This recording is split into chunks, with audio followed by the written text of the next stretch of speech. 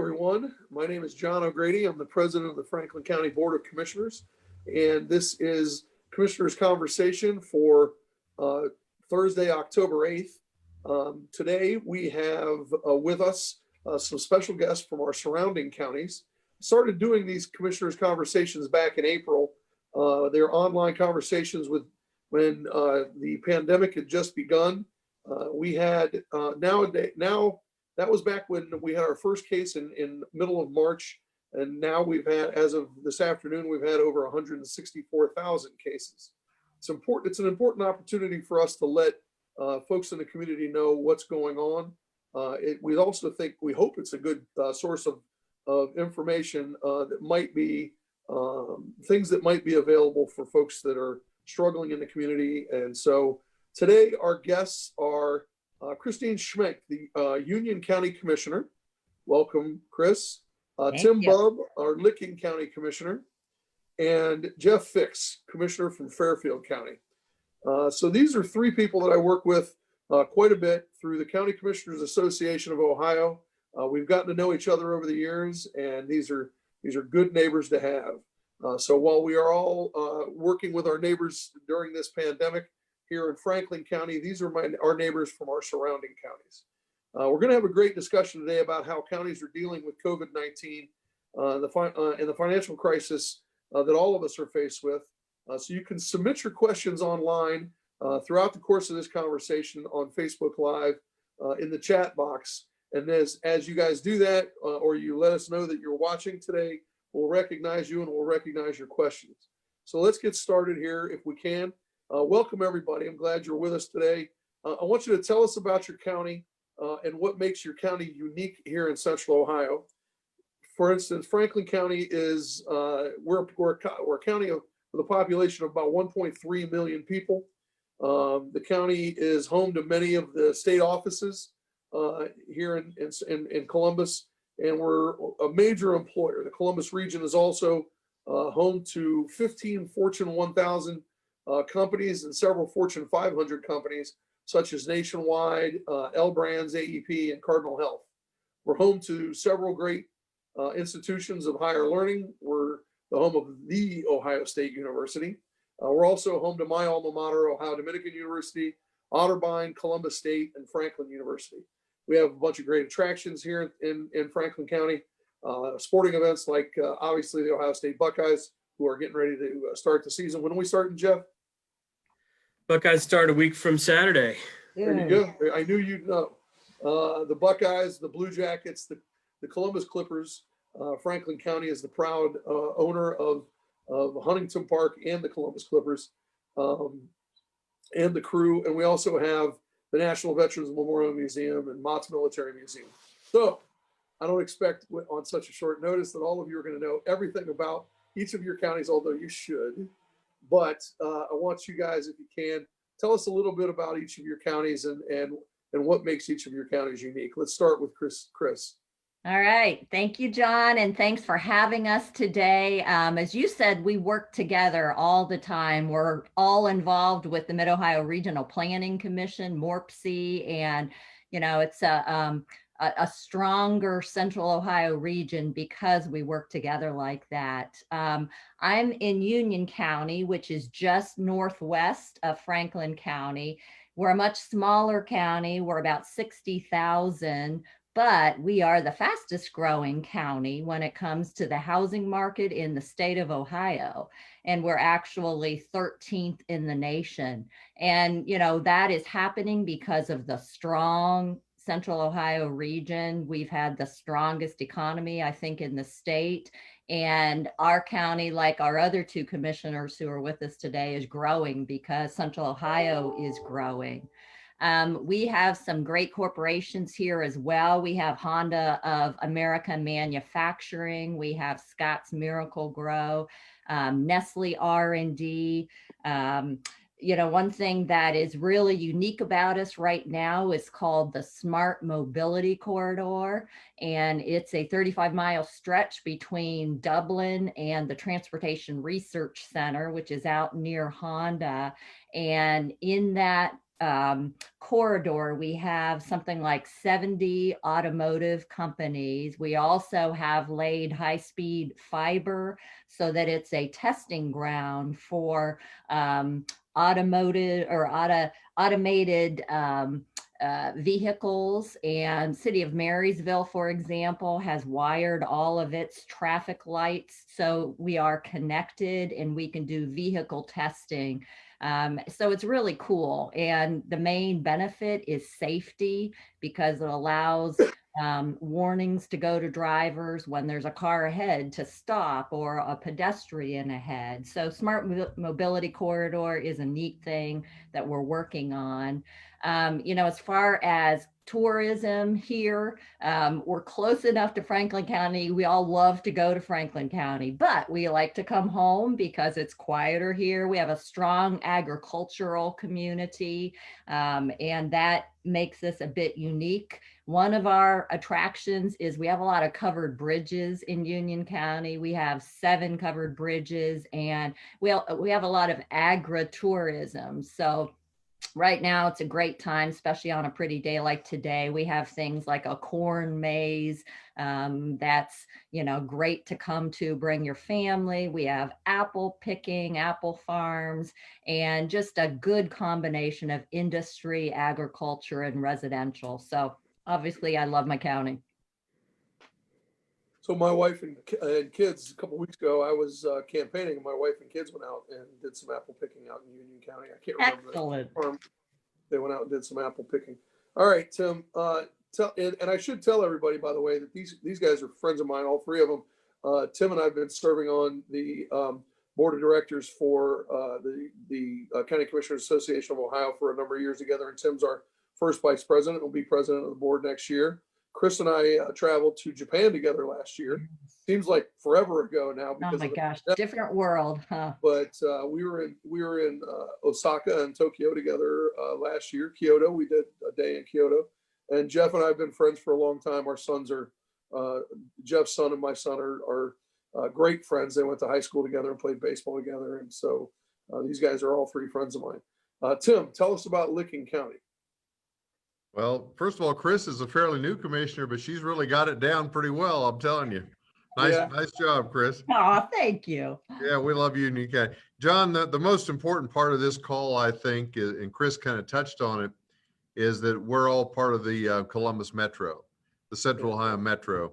I mean, to a certain extent, we're all connected at the hip, the transportation corridors that connect us, with Rickenbacker, with what it does as a logistics center in Port Columbus. I mean, we're fortunate. I think all 3 of our counties are fortunate to be connected at the hip to Franklin County, which is the hosting the state capital. And to be honest with you, I think a lot of the growth we're seeing here in Central Ohio is because combined we're a lot stronger as a group of counties around the center.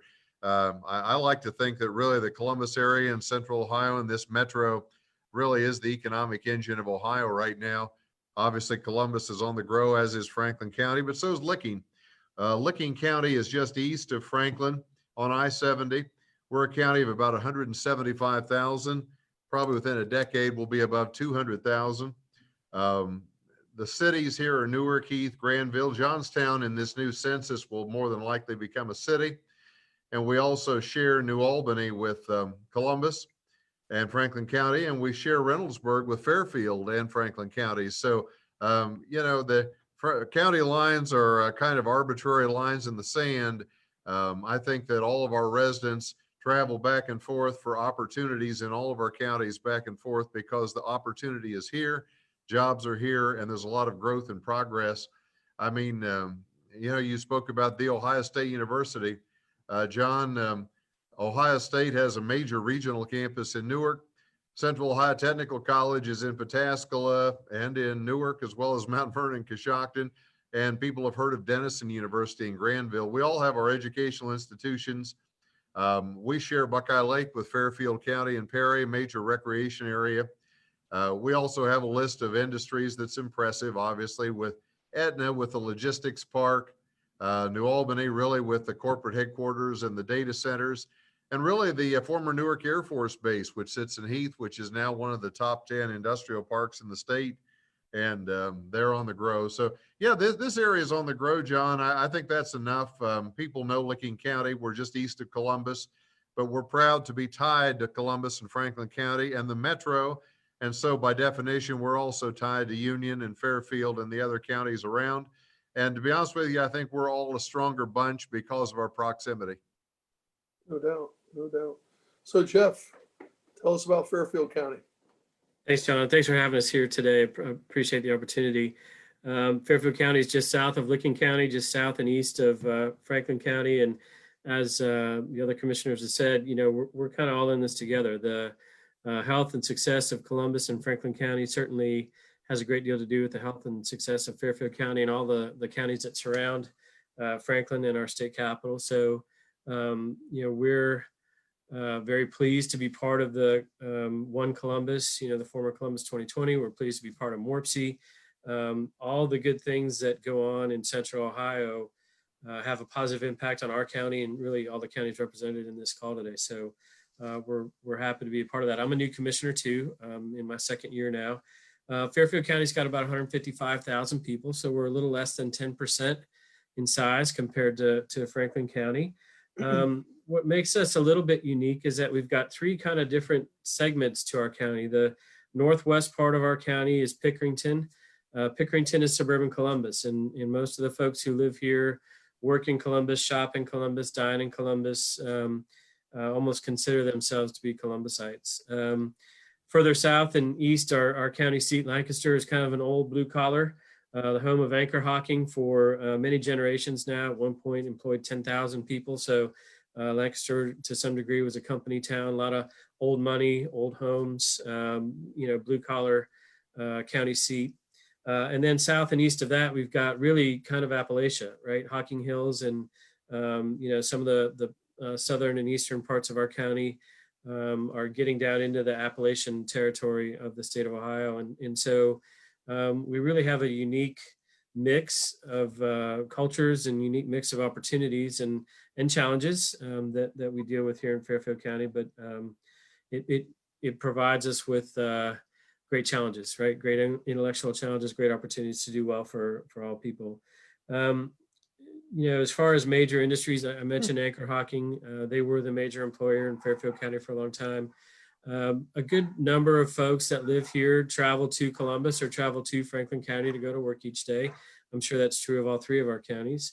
But we're working on trying to provide opportunities for people to stay in Fairfield County and work there. And we'll talk later about some of the cool things we're doing in workforce development and providing skilled trade training and trying to lure some companies in that can use those kind of folks. So we're known for the Hocking Hills. A lot of folks from Central Ohio travel down to the Hocking Hills for recreation. We're known for Buckeye Lake. A lot of folks from Columbus come out to Buckeye Lake. And our county goes basically from Pickerington to Buckeye Lake, south to Lancaster into the Hocking Hills, and then down past Amanda on the southwest part of our county. So we are growing, as all have mentioned. We're growing very quickly. The Pickerington area in particular has been developing nicely to the point now where Pickering and Violet Township have about 45,000 people just in our community here. So there's exciting things going on in Fairfield County. I'm excited to be part of our government and happy to be a county commissioner and with this auspicious group. Well, let's talk about growth and development. And by the way, you two are Tim and I've been around for a bit, but you two new commissioners have been fantastic additions to the County Commissioners Association and the group that we belong to. And I believe very strongly, as I know Tim does, in association work. I've been doing association work for a long time, and so you two are great new additions to that. I talked to I talked to Jeff a long time in the grandstands at the baseball games at St. Charles. We talked for a long time about county commission work. And well, one of us talked and one of us listened. But go ahead, John. Well, anyway, I like to think I convinced him that he ought to run for county. But let's talk about growth. All three of you talked about growth, and your counties are all growing, as is Franklin County. Franklin County has the distinction lately of being being the fastest growing county in the state. No offense. I mean, all of our counties are growing. I don't want to pat myself on the back too much. Well, okay, maybe I do.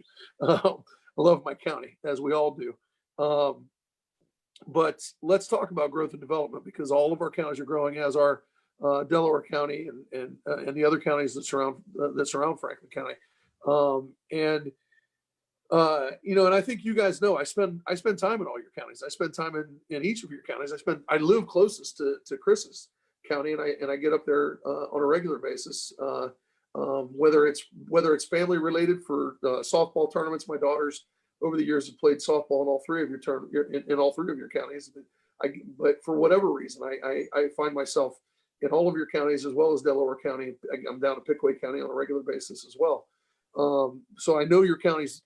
I know all your counties, and I know them pretty well. But let's talk about growth and development. So our counties, we've all experienced very steady growth, but maintaining that growth it creates issues for all of us. Where do each of you see the growth of our region headed in the future? And what do we need to do to continue to maintain that growth as a region? We all work with MORPSA. We all work with One Columbus, and we're all doing all of those type of things, but collectively. The Central Ohio region has a lot we have a lot to work on, and a lot to work on collectively together if we want to maintain this growth. So where do you guys see the growth of the region headed in the future? And what are the issues that we need to continue to work on collectively? Let's start with Chris. All right. So, I see our growth continuing.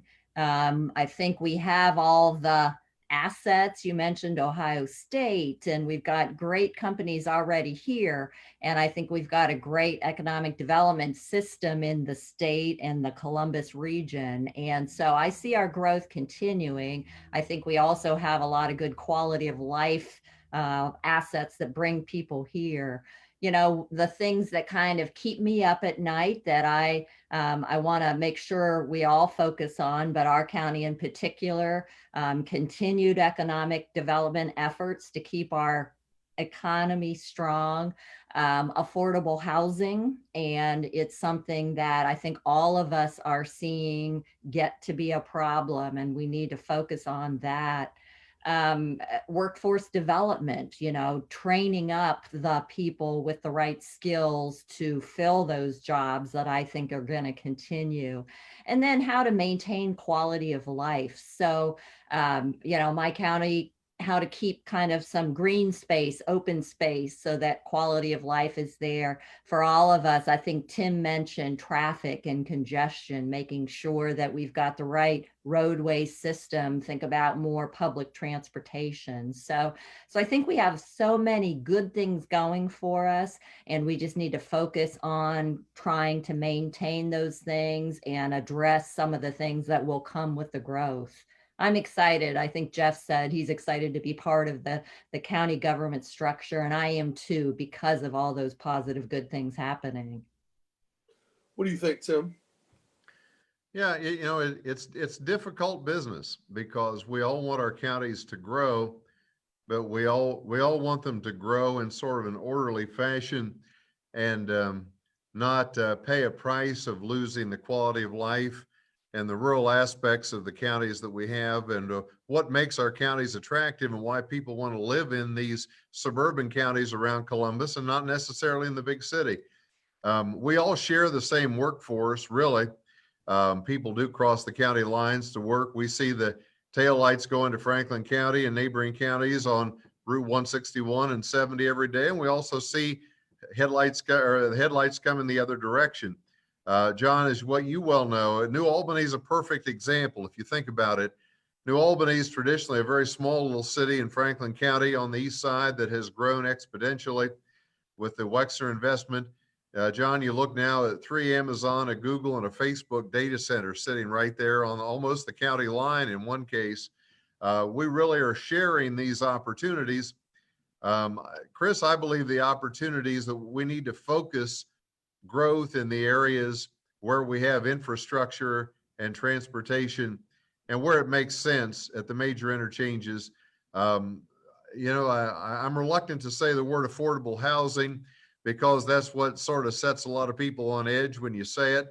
So I guess I'd rather say we need some less expensive housing and or housing opportunities for people, especially the younger generation, people that are our kids and our grandchildren who are coming out of school or coming out of trade school and starting jobs, and they want to be able to afford a place to live around here and build a family and have a place. So, I mean, those are challenges. The other part is sort of integrated transportation. Chris, a lot of what's happening over there in your corridor with the thought about new transportation is eventually, I think, going to pay dividends for all of us. As this population grows, we just can't all keep driving independent cars. Look at Delaware County. It's just, it's grown so much that you just can't build enough infrastructure and roads to handle it all. It's too expensive. And so, integrated transportation and ways to move people around safely between these communities. And the other thing, John, we haven't talked about, I mean, we're all seeing growth. We've all got sites. We have, the one thing I think we all have to be careful about is competition between cities and counties for incentives for development. Every developer is smart. They all want the next best deal. They want the best property tax abatement and or other considerations. A thing that we've looked at in Licking County is now with the JEDs, the Joint Economic Development Districts. And Chris, you're really familiar with a lot of these incentives from what you did for a living, but also the new Community Authority Act now and the ability to find a way with this development, which we're all going to see. We've got sites. Everybody wants to come to Central Ohio right now. It's hot, but at the same time, we can't just be in competition with each other for every project and having developers play one against the other, because we've got to have enough money to support these school districts.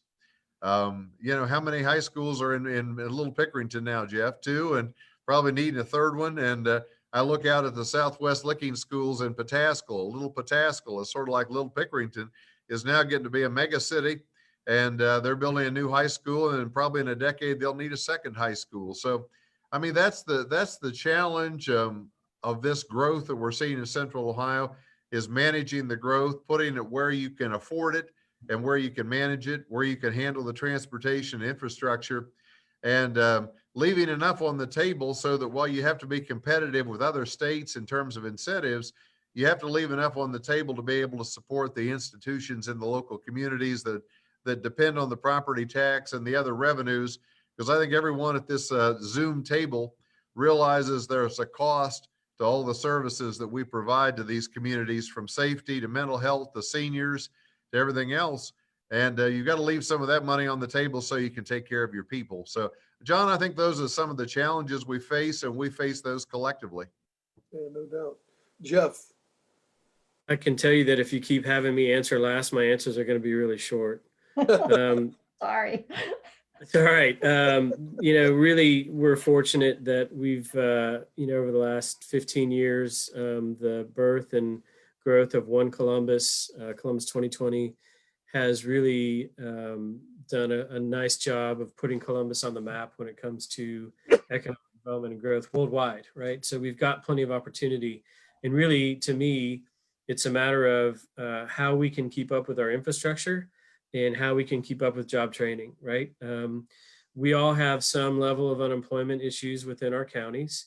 And here in Fairfield County, there are 1,500 skilled labor jobs that are unfilled right now because we can't quickly enough get people through a training program to get their skill level up to the point where they're hireable for some of these companies. Now we're just this past Tuesday started our first class in our new Workforce Development and Training Center, and we're excited about that. We've got a lot of classes coming down the road, and a lot of skilled labor training that will happen there. So we're doing everything we can as a county government to try to build that base of skilled labor, so that when a company comes and looks in Central Ohio, they can look at Fairfield County and say, oh yeah, they're already on the ball. They've got this training program going. We can get people from that, right?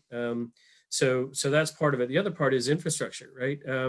If you go to Atlanta and talk to people who live there, they love Atlanta and they hate living there because it takes them an hour to get anywhere. We don't want Columbus to be like that. We're blessed, as I grew up in the north end of Columbus and have moved out now to the east side, that I feel like I can get anywhere in a half hour. I can get to any part of town, any attraction, anything I want to go to. I can get there in a half hour, 45 minutes. That has grown over the years, right? It used to be 25 minutes I could get anywhere. Now it's a half hour, 35 minutes. So we have to keep up with our infrastructure. Tonight, ODOT is hosting a public meeting about a I-70 Route 33 corridor connector that we think is kind of the first step in an outer belt that will someday connect Rickenbacker Air Force Base with all Tim's folks up in the New Albany area, right? We're excited about that because we think that's an economic development opportunity for Fairfield County and for Licking County and really for all of Columbus, right? As you go that next loop around Central Ohio, all that, that provides economic development opportunities for all the counties, including Franklin County, and just makes our area that much more attractive. So if we can really focus on keeping up with the infrastructure, and as Tim said, the different forms of transportation as time goes by, and we can really work on that workforce development, I think the growth is going to continue to come our way because realistically, Central Ohio is a great place to live and raise a family, and companies want to be here. We just have to be ready for them. All right, couple brief thoughts, and then we'll move. I want to get back into something here real quick, but a couple brief thoughts. First, we all spend a ton of money on workforce development. There's no question, and I think that's probably one of the single most important things because we have to have a workforce that can do the work and do the job that the businesses, the companies that are either here or coming here need. And so we need to always continue to spend money on workforce development. Number one. Number two, one of the things that we haven't talked about, but I think is something critical, is that we spend time and money on in Franklin County. And I think, I would encourage all of you guys, and I know, well, obviously Chris does because we went to Japan together, but international development. This is the Columbus region is continuing to be recognized. We are now competing with both the East and the West Coast. As Tim said earlier, we are, we're the hot area in the country, and we're currently in competition with for some business to come from Toronto, Canada. We are being recognized by all over the country, all over the world now, and so continuing to build relationships and friendships around the globe is important. It's critical. The work that we did when we went to when our delegation went to Japan last year was I thought critical. We went. It was a big delegation from all over the region, and Chris and her folks from Union County went and did their work and went and did what they needed to do. But we hooked up on a couple of different trips, but we identified the companies that from Franklin County that were important, and we went and saw them. And it was the first time that anybody from Franklin County or Central Ohio had gone and done what we did over there, and it was, I thought, critical. Tim, we went and saw TS Tech, which is a company that is right on the Columbus, the Franklin County, Licking County border, and it was a great trip. It was a great stop to go see them and important for us. And so I think that doing international travel is an international development is a critical thing for the region, and so we will continue to do that as soon as the pandemic lifts and we're able to do that. We will continue to do that, and I'm in conversations as soon as this election's over. God willing, as soon as this election's over, if Tim and I make it through it, then we will begin conversations about trips and doing business again. So I think those are two things that are important that we didn't talk about. So now let's talk about one more thing in the area of growth and economic development. Talk about what is it that new types of development that Central Ohio needs to focus on in the post-pandemic, post-COVID world. Now that we're moving out, so now we get to hear from Commissioner Fix first, since he was complaining. But we're gonna put him on the hot spot. He's And- not gonna whine anymore, right? Yeah. Now we're gonna- I don't know about that, but Yeah, no, Jeff will keep whining. It's okay. We're gonna put him on the hot spot and make him answer first. So what kind of new development are we gonna be looking at in the post-COVID, post-pandemic world? So, I guess technology is the easy answer. I think we've all seen, I know in my business as well as in our county business, that the use of technology to accomplish the work that we used to do face-to-face in an office, just this meeting is a great example of it. For my entire career, I spent time driving to an office and then driving out to meet with people and sitting down face-to-face. And our county government was run almost completely on face-to-face kind of interactions. We've been really innovative in Fairfield County, as I'm sure the others have, in how we can use technology to accomplish the work that needs to be done for our constituents while not having to sit in their living room or stand across the counter from them. We're using technology to do the job without exposing folks to the coronavirus. And so when you take that and kind of look to the future, I can only imagine that one of the few good things that would come out of this kind of situation with the pandemic would be a recognition that folks can work from home, folks can work from anywhere. And, some jobs certainly you need to be in person, but a lot of work can be done through technology from anywhere in the world. So I think technology and, as Chris mentioned, transportation, smart transportation, those are the wave of the future. And certainly we're preparing for that in Fairfield County, and I'm sure Central Ohio, One Columbus and Morpsey and all those folks, they're preparing for all that as well. So that's where I see it going. All right, Chris? I 100% agree as far as technology and IT. I think we will see more growth in that area. The other thing is, you've probably heard the word reshoring. So bringing back parts of the supply chain that our Ohio companies need. I think of Honda in our county, or even the construction industry. As our houses have continued to be built during the pandemic, I've heard of slowdowns because they can't get certain components of a house, or even appliances because there's a backup in missing parts that were made overseas. And so I think we'll see an effort to reshore some of the supply chain so that our Ohio companies will have what they need here. And that makes them even stronger and makes the state and our counties even stronger. Tim? And I will point out that I am going last this time. Just in case you're keeping a tally sheet. We don't do that. Well, truth be told, Commissioner O'Grady gets the last word every time, which nobody's shocked. Yeah, we've noticed that. No, it's let me reflect a little bit on what you've been talking about, because it's exciting.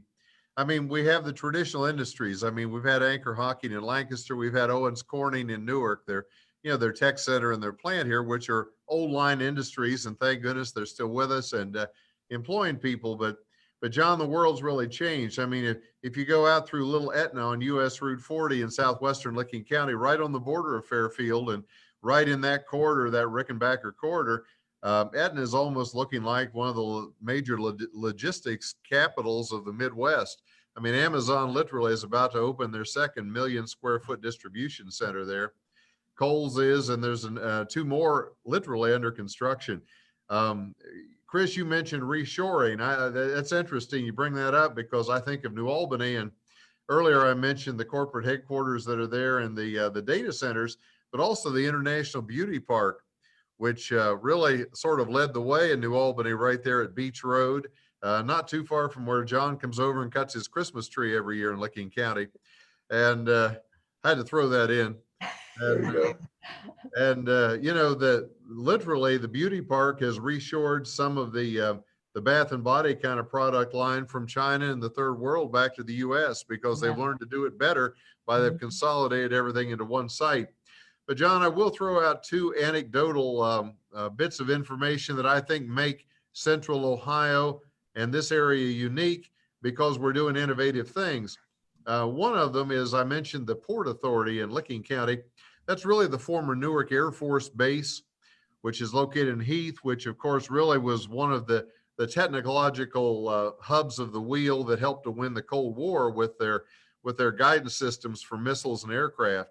But it's interesting that that was privatized about a decade ago, maybe a little over a decade ago during President Clinton's thing. And we create a port authority, and it's now an industrial park. Give an example, and Chris, you know Rick Platt and the I'm gonna say and- Rick Platt. and Yep. who is one of our, along with Nate and others, are really on the front line in terms of economic development. And Rick has just landed the 5th business in that industrial park at Heath, Ohio, of all places. What they're doing, John, is specializing in the new generation of food that we're all going to eat that's plant-based. And they're learning to make salmon. They're learning to make shrimp. They're putting products in places like Kroger and Whole Foods and places like that that are strictly plant-based, whether it's beef products or seafood products, and you literally can't tell the difference between that and the real stuff.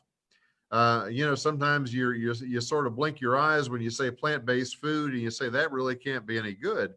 Well, they finally are figuring it out. But literally in Licking County, there are 5 new industrial plants in the Port Authority in Heath, all in various aspects of making the new generations of plant-based foods. And if you think about the new generation, the millennials, and what we're going to be looking at in the new green world, being on the cutting edge of that is kind of interesting. The other thing they're doing, which I think is kind of interesting, back in the days of Newark Air Force Base, you had to have clean rooms, high-tech clean rooms, because that's where they did all the fine work on the guidance systems for the missiles and aircraft. Well, starting to build clean rooms now for people that are doing research on the brain, of all places. And they were doing a lot of great research on opiate addiction to the brain.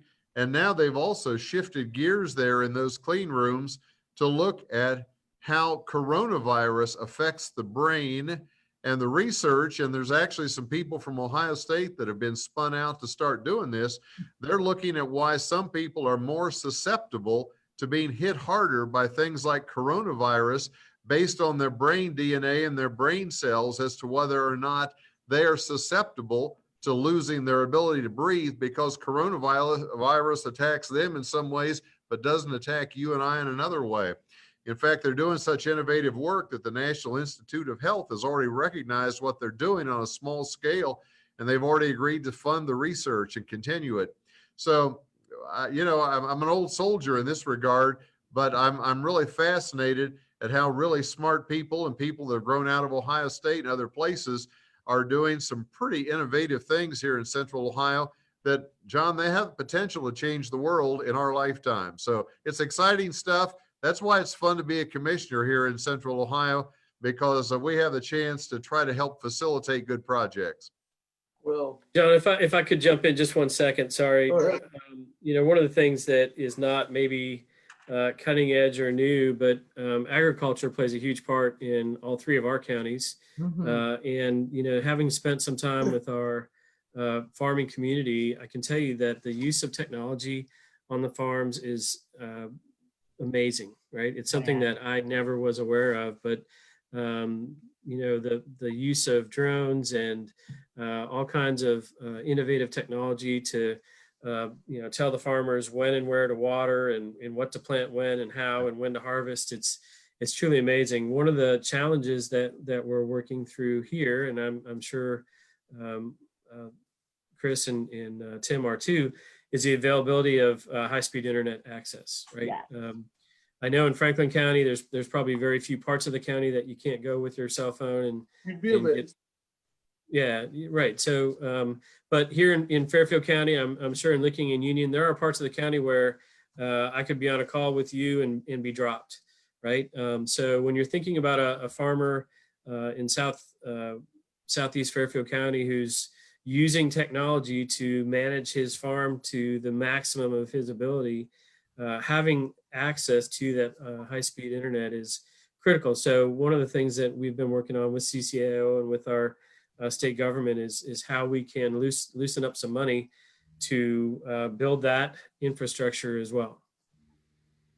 Definitely an issue that I think we've just seen, magnified during the coronavirus with people working from home. And as you say, ag technology already was using a lot, but now I think, and students trying to, remote learn. So it is something that it's great to see the focus at the state level, because we need that help to build out the infrastructure. And the issue that we have in terms of the connectivity here is that not every place, as you might imagine, not every place is as connected as it should be. And with kids being at home, trying to learn, I mean, we were, as Franklin County Commissioners, we were very passionate about and very instrumental in working with the school districts to make sure that kids had Chromebooks, and then B, we were then making sure that they were connected, because not everybody has internet service at home. That's right. The school districts are providing iPads and Chromebooks to all of the kids. This has been going on here in school districts in Franklin County for years, but when Columbus City Schools did it this year to make sure that all the kids had Chromebooks, not everybody had access to high-speed internet. Not every household can afford to do that, and so you can't expect it. And then the libraries were shut down, so they couldn't go to the library to get high-speed internet. You can't expect them to be able to go to the restaurants were shut down, so they couldn't go to Starbucks. They couldn't go to Panera, to the places where they have and offer free internet. So we were working with the Educational Service Center of Central Ohio. We were working with other organizations to provide the funding to make sure that mobile hotspots and those type of things, COSI and the like, to make sure that people had the ability to be able to connect so that kids could do their homework, so that kids could make sure that their assignments were turned in. Because my children don't do homework the way that the four of us did homework back when we were do it on a piece of paper with a pencil, turn it in, give it to your teacher. They don't do the homework like that anymore. Kids do homework these days. They do it on their iPad, they turn it in electronically. It's due by a certain time in the evening. Those are the ways of the world these days, and that's how things get done. So anyway, so let's keep talking about COVID now. Let's keep talking about the way each of your counties is handled. Before we get to the CARES Act dollars, let's talk about this. I know that everybody's got a different environment, a different world. Here in Franklin County, we encourage the mask order. But not everybody in Central Ohio, not every community in Central Ohio was initially down with the mask order. Franklin County, initially, we were one of the early red counties. Spikes went up back in the spring. Everybody got sick. We were having all kinds of troubles. We here in Franklin County, everybody wears a mask these days. Our numbers have gone down. I would imagine. I mean, I've been to each of your counties. I know that. That it's it can be hit and miss. So what kind of challenges? I know that Licking and Fairfield County are having. You guys have had some fairly significant numbers with case counts in your communities, but Union County, the numbers aren't so bad. They're not nearly as bad as Franklin County, certainly, or even Fairfield or Licking County. But we're all dealing with cases, we're all dealing with deaths. But what have been the hardest things that you guys have been dealing with in your county since the pandemic started? I know masks are contentious. It's become a political issue, and but besides mask requirements, what other types of limitations beyond that have you guys had to deal with in your counties? Let's start with Tim this time, and we'll go from there. See what kind of trouble I get in this time. Well, this is the first time that I've gone first. So, but who's keeping score, right? Apparently, Tim is. No, I don't think we're a whole lot different than Franklin or the neighboring counties. I mean, you're right to a great extent. Unfortunately, some of the obvious things that you could do to make people aware of the pandemic, like mask wearing, whether it's particularly effective or not, I like to think that the whole business of mask wearing is a state of mind more than anything, because I think people need to be aware of their surroundings and how they conduct themselves. And I think the mask has been sort of an awareness thing. It clearly works because it contains the droplets, but also I think it puts everybody on notice that this is a real public health situation and that everybody is at risk. And so take it seriously in a lot of ways. We haven't really had a lot of I mean, there's going to be the usual amount of rebels here, just like anywhere else that, if they watch the certain channels at certain times, they're going to believe everything's political. I try not to live in a world where absolutely everything is just, one big conspiracy. It really is a pandemic. There really is a virus. People really do get sick. You're right, John. We've had a couple of outbreaks in Licking County, mostly around nursing homes. After the initial shutdown, when some of the nursing homes opened up, between staffing issues and just letting people back in where they wanted to be with their family and friends, that's the hard thing about an invisible virus. Nobody intentionally goes in there and wants to be a spreader, as they say. You don't know you're doing it. That's the problem. And we've had a great partnership with our Board of Health in Licking County. I'm sure that before we're done here at 4 o'clock, that maybe we'll talk about briefly how we're spending some of that CARES Act money. But I mean, we're supporting our health department and working hand in hand with them, and starting to plan for mass vaccination programs next year as well. I think we all know that it's going to be a tough winter. We're going to have to be smart about it. I think that after the election and once that is settled one way or the other, that I think some of the conspiracy aspect will settle down. I think that this recent infection of the president and his immediate staff, whether you're willing to recognize it or not, certainly has brought home the fact that it is a real virus. It really is a pandemic, and anybody is eligible to get it. We're going to have a tough winter. We're going to have to maintain our economy. We're open here in county government. We're protected. We've been successful so far. We have about 1,000 employees. We've had 6 of them ill. They're all back at work. We're doing our very best to serve the public. And right now, as all of you are doing, we're voting people in person. So we're just trying to keep everybody healthy. We're going to survive the winter. I think that in the second quarter of next year, we'll really start to work on some limited vaccinations. And hopefully a couple of years from now, we'll have this herd where it needs to be, and that coronavirus will be something more in the rear view mirror, not something that's in our face every day. But, I think people have come to accept it. John, most normal people have come to accept it as a problem, and that they've that you remember the old book, Who Moved My Cheese? Did y'all read that book a number of years ago? Think about it. A pandemic literally moved everybody's cheese at once in the world. Yeah. I mean, what else could have done that? And so we all had our cheese moved. So, okay, get over it. We all want to live, and we all want to go forward. We got a lot of things we all want to do in life. So let's stay healthy. And that's the message that we're giving as public officials over here. We're open, but we're trying to be careful and safe. And absolutely wear the mask, wash your hands, do all the things you can from a personal awareness standpoint to protect yourselves and your families. Because at the end of the day, John, that's the most important thing. Yeah. Jeff. Well said.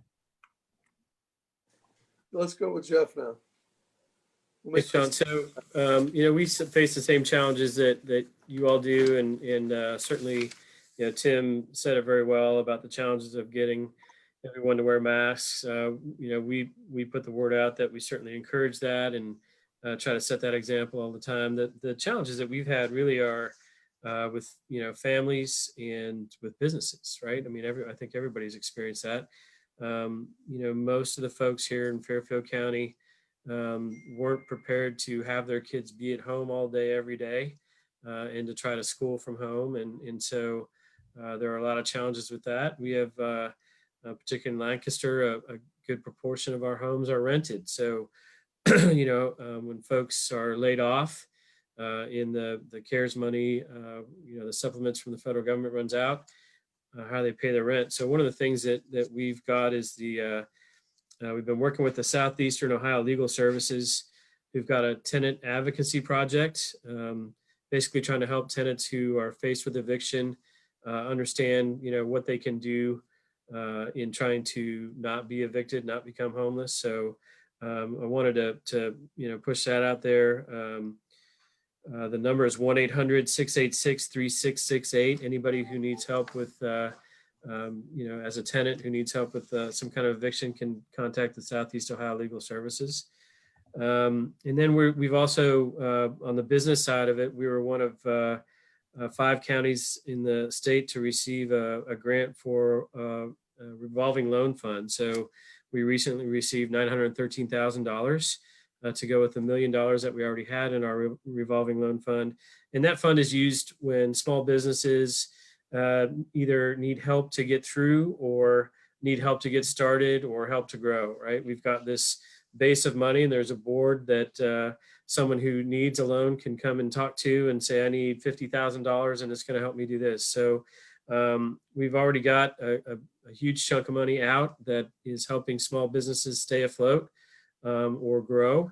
And now we've just received this grant from the U.S. Economic Development Administration. So we're excited about that. We're excited to make sure that our small businesses can stay in business and help them grow. And, those are, other than the typical challenges of getting people to wear masks and try not to have big parties, the work with the families and work with the businesses is where we're focused. Good. Chris, how about you? Yeah, so I'll kind of say ditto to both. I loved what Tim said about, leading by example where we can as far as the message to our residents. We believe 100% in what the medical community and what our county health department has been promoting. Wear masks, social distancing, wash your hands, minimize the large gatherings like Jeff just said. We have kind of I would say a stubbornly independent streak of people many times who resist that a bit, but we're doing all we can to encourage and to get that message out there and encourage people to stay safe. Pivoting to what Jeff said, we've also tried to help our small businesses a lot because frankly, our larger businesses have stayed pretty strong, but our restaurants, our retail locations that are independent have struggled. And, one thing our Chamber of Commerce did early on, which I thought was great, was they started a business safety campaign called Union County Safe. And it was, businesses kind of agreeing to take those steps to keep customers safe. Social distancing, masks are required when customers come into the restaurants and to the retail shops. And they post like, a commitment to maintain and to go along with that pledge in their windows of the store. And so encouraging customers to go ahead and go to those business establishments. They're safe, they are clean, they are well run, and you can still go out as long as you do it safe because those businesses are safe. And, so I think we'll continue that. And, we've also done a small business grant program similar to what Jeff talked about. We're going to probably do that again over the winter because we do have continued concerns, but just try to keep those businesses open and operating and get through the pandemic. Well, that's great. So you guys know that, you probably might remember that I created some controversy in here in my house, but I also, got a little bit of controversy in the newspaper for my wear a damn mask quote that I had in the newspaper. So, and my mother-in-law made me a mask that says wear a damn mask. Oh, that's great. You know what we think of masks here in Franklin County. We think they're obviously very important. So let's talk about as we're getting ready to close up here. I know this is we a long way around the bend here to get to what I think we all think is the most important issue here that we can talk about today, which are the CARES Act dollars that we all received. But also, the fact that we're all advocating to get more money out of Washington. We all think that we need more money to come from Washington for, we all have residents that continue to struggle. So talk to us about what do these CARES Act dollars that we receive mean for your residents? What ways are you using them in, creative ways that you might be using them? What's it mean for your budget? Let's talk about this kind of stuff. Let's start with Jeff this time. So, we were kind of on the forefront of trying to get the federal government and our state government to release the biggest chunk of CARES Act money. And we were able to use that money really to support innovation in technology, to allow people to do their work, the work of the county from home or from different places. We've used it to support additional funding for our sheriff's office, right, who has had to change a lot of their practices in how they do things. The money that's been released to us puts us in a strong financial position. We're not necessarily looking for any more financial support for our county government from the federal government. Of course, if it's available, we'll put it to good use, but we're in a pretty good financial position. The part that I think I would look for the federal government and our state government to focus on is support of businesses. I'm on the board of the Ohio Restaurant Association, and I can tell you that there are a lot of folks who are members of that association who own restaurants around the state of Ohio who are really struggling. And when the patios close up here in a couple of weeks, I don't know if a lot of those folks are going to make it through the winter because of the restrictions. And I'm not complaining about the restrictions. I think when I look at the map every day of all the states across the country and how they're doing with the virus, and Ohio is, in the top echelon of states and how we've dealt with it and the low numbers that we have. So we'll not be critical of Governor DeWine and Lieutenant Governor Houston and what they've done, but it has had an impact on business. And so, the more we can do to keep folks afloat during the pandemic, that hopefully once it's over, they'll be able to recover and pay back loans or do whatever they need to do. That's where I hope for the focus of our federal government is these days. Great. All right, Tim. Again, kind of a ditto that way, Jeff. Small business really is an area where we're trying to be helpful. You mentioned the restaurant and hospitality industry. We agree with that. Also, the child and daycare centers, because of the limitations on them. The ability for people to be in the workforce in large part revolves around the ability to have quality childcare in our communities, so that people can know their children are safe and cared for while they go into the workplace and do the job. So that has been a piece of the cheese that has been moved here. And so, John, I know we're short on time, so I'll just quickly answer the question that there are 4 areas that we're concentrating our CARES Act dollars in Licking County, beyond the obvious things in county government where we've had to spend money that was unexpected to keep essential government services in place and do the PPE and things that we needed to do that were not budgeted for.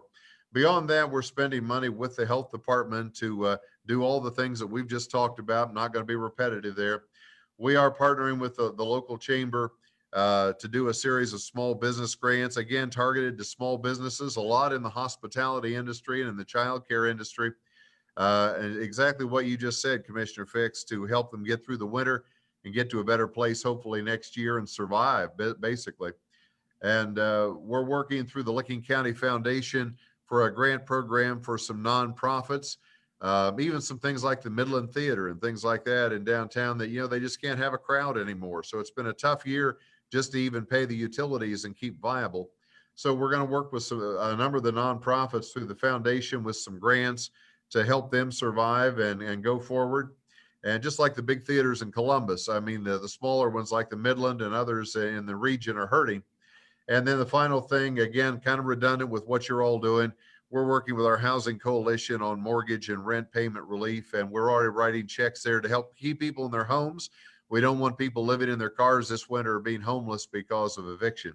So that's kind of, John, where we're headed with our COVID money.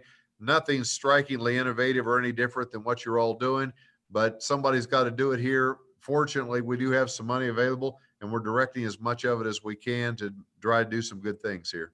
Great.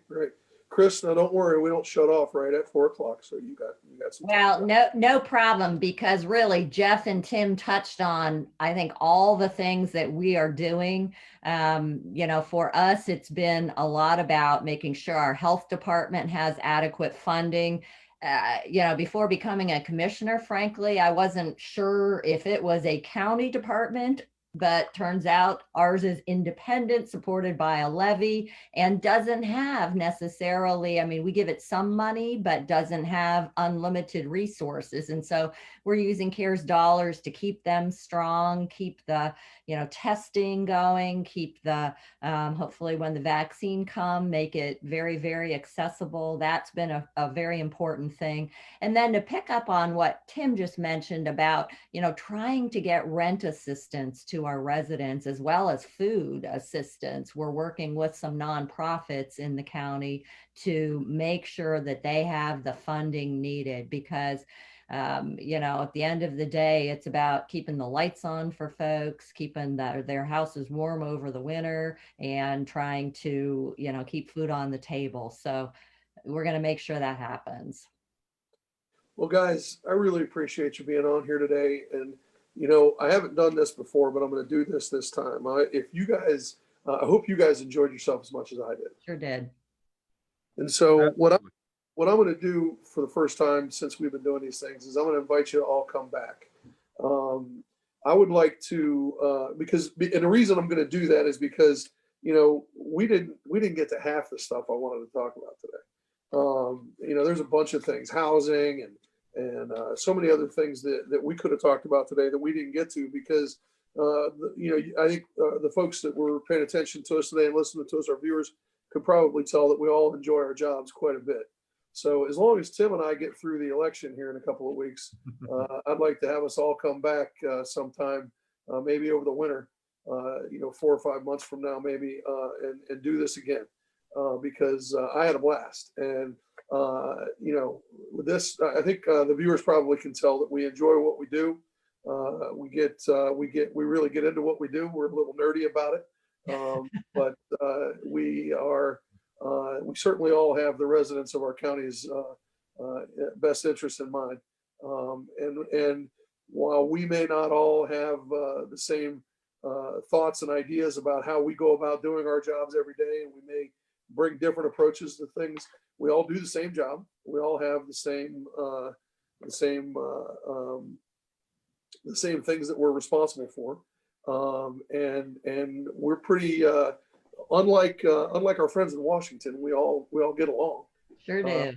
We all discuss it. We all come to agreements about things, and we all represent the best interests of our citizens and residents in our counties. And we all do it pretty well. And so I really appreciate you guys being with us today. And Tim, best of luck to you in a few weeks. Likewise to you. Thank you, sir. So I want to thank Christiane Schmenk from Union County. Thank you. Thanks for having me. Oh, you're welcome. You're welcome. Tim Bubb from Licking County. Jeff Fix from Fairfield County. Hey, John, I just want to say real quick Yes. how much I appreciate you putting this together. It's always good to have an exchange of ideas and a conversation about what's going on. Anytime I get a chance to talk about Fairfield County, I can go on for hours. And any chance I get to give you a little bit of a hard time in front of a couple thousand people, I'm going to take advantage of that every time. So thank you very much. Well done, Jeff. Jeff and I have been pushing each other's buttons for a few years, and it's always Jeff's buttons because he's the sales stallion. So, I like to do that. I've never liked the color purple. Just saying, all because of them. All because of those guys. Jeff and I were high school rivals. We didn't know each other back in those days, but I'm Bishop Breedy Silver Knight. He's a DeSale stallion. So There you go. but anyway, I really appreciate you guys being with us today. Thanks for everybody that was watching on Facebook today. Make sure to follow us on Facebook, Twitter, and Instagram. If you need any of the information that we talked about today, you can get it on the Franklin County Commissioners website, franklincountycommissioners.gov. But until next time, I am Franklin County Commissioner John O'Grady. Everybody, please stay safe and healthy. Wear your masks and wash your hands. Take care, everybody. All right. Thank you.